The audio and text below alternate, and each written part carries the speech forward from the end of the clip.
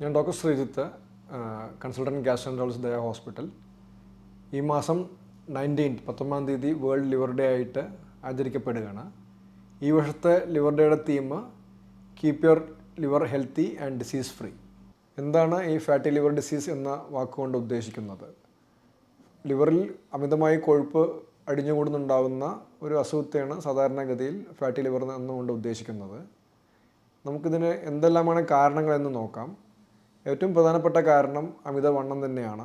അതുകൂടാതെ പ്രമേഹം, അമിതമായ കൊഴുപ്പ് കൂടിയുള്ള ഭക്ഷണങ്ങൾ, വ്യായാമമില്ലായ്മ, ധാരാളം മരുന്നുകൾ കൊണ്ട് ഫാറ്റി ലിവർ എന്ന അസുഖം ഉണ്ടായേക്കാവുന്നതാണ്.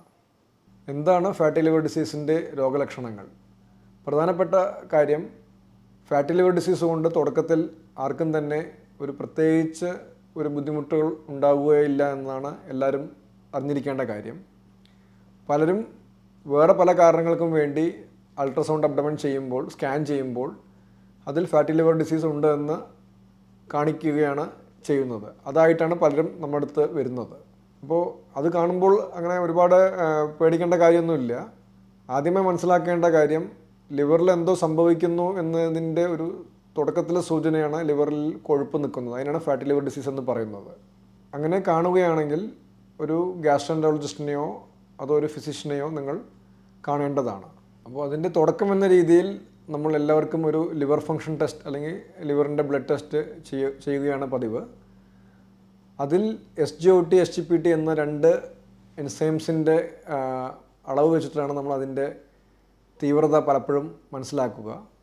അതുകൂടാതെ എലാസ്റ്റോഗ്രാഫി അല്ലെങ്കിൽ ഫൈബ്രോസ്കാൻ എന്ന 2 ടെസ്റ്റുകൾ കൂടിയും നമുക്കത് എത്രമാത്രം ലിവറിൽ ബാധിച്ചിട്ടുണ്ട് എന്ന് ഏകദേശം ഒരു ധാരണയിലെത്താൻ സാധിക്കുന്നതായിരിക്കും.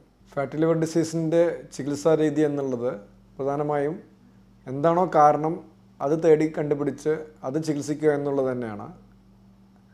ഉദാഹരണത്തിന് ഇപ്പോൾ ഒരു അമിതവണ്ണമായി ഒരാൾ വരികയാണെങ്കിൽ അദ്ദേഹത്തിൻ്റെ, ഞാൻ മുമ്പേ പറഞ്ഞ പോലെ 10% ഭാരം ഒരു 6 മാസം കൊണ്ട് കുറയ്ക്കാൻ ശ്രമിക്കുക.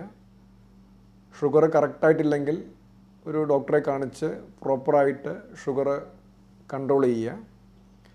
എക്സസൈസ് ഇല്ല ആൾക്കാണ് ഫാറ്റി ലിവർ വരുന്നതെങ്കിൽ എക്സസൈസ് ചെയ്തു തുടങ്ങുക. പല മരുന്നുകളുടെ പാർശ്വഫലങ്ങളാണെങ്കിൽ അത് ഡോക്ടറെ കാണിച്ച് മരുന്നുകൾ നിർത്തുകയോ അല്ലെങ്കിൽ മാറ്റുകയോ ചെയ്യുക. ഇതിൻ്റെ പ്രധാനപ്പെട്ട കാര്യം, ഈ ഫാറ്റി ലിവർ ഡിസീസ് എന്ന അസുഖമായിരിക്കും കുറച്ച് നാളുകൾക്ക് ശേഷം സിറോസിസ് എന്ന അസുഖത്തിൻ്റെ വലിയൊരു കാരണം. ഇപ്പോൾ ഒരുപക്ഷെ ആൽക്കഹോൾ ആയിരിക്കും ലീഡിങ് കാരണം. പക്ഷേ കുറച്ച് നാളുകൾക്കുള്ളിൽ അല്ലെങ്കിൽ കുറച്ച് വർഷങ്ങൾക്കുള്ളിൽ ഫാറ്റി ലിവർ ഡിസീസ് എന്ന അസുഖമായിരിക്കും സിറോസിസ് ഉണ്ടാക്കാനുള്ള ഒരു ഏറ്റവും വലിയ കാരണമായി നാം കണ്ടുവരാൻ പോകുന്നത്. അതുകൊണ്ട് തന്നെ എല്ലാവരും അതിനെ ഒരു ഗൗരവത്തോടെ എടുക്കണമെന്നാണ് നമുക്ക് പറയാനുള്ളത്.